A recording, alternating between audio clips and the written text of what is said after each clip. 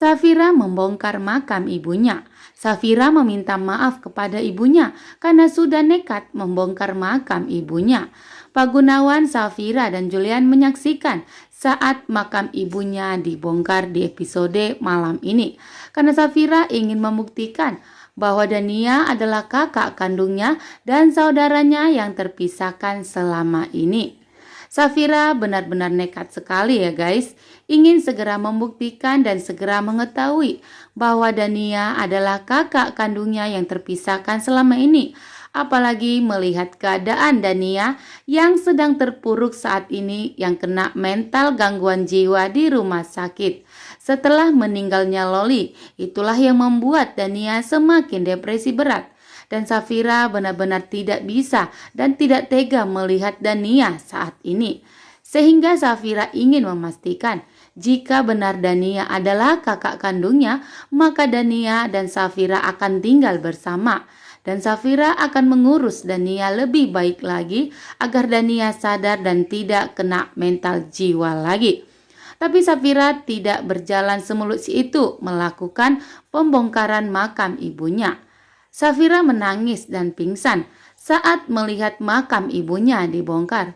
Safira merasa bersalah, tapi ini semua dilakukannya demi kebaikannya dengan Dania agar semuanya terbukti dan jelas, dan tidak hanya mendengarkan pengakuan dari Pak Gunawan yang mengatakan bahwa Safira dan Dania adalah saudara yang terpisahkan selama ini ya kan guys. Tentunya Safira memang butuh bukti yang jelas bahwa Dania memang adalah kakak kandungnya atau saudaranya yang terpisahkan selama ini.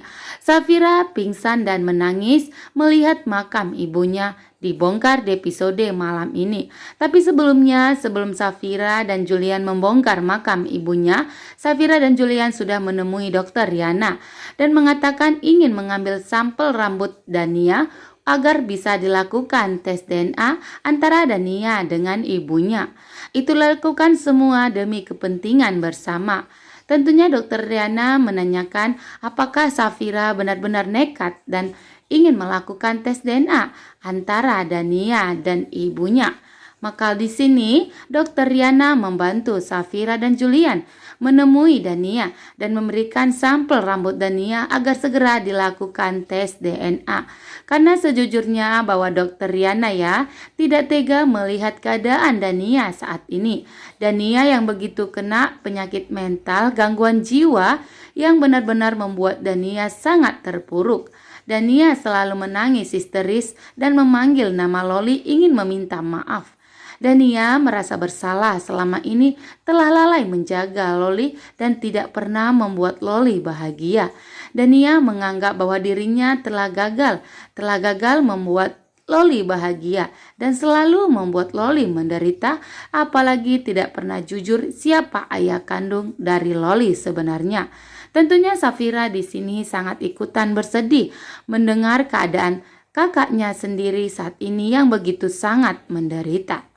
Sedangkan Rafael mengetahui bahwa ternyata Pak Gunawan mempunyai perusahaan sendiri yaitu PT Danisa Mandiri. Rafael tidak tahu bahwa itu adalah perusahaan Safira dan Dania. Rafael hanya kecewa kepada Pak Gunawan. Karena Pak Gunawan ya mempunyai perusahaan sendiri yang dianggap Rafael bahwa PT Danisa Mandiri itu perusahaan Pak Gunawan. Rafael kecewa. Pak Gunawan kenapa tidak memberitahukan kepada Rafael mengenai perusahaan itu dan Pak Gunawan hanya mengelola sendiri.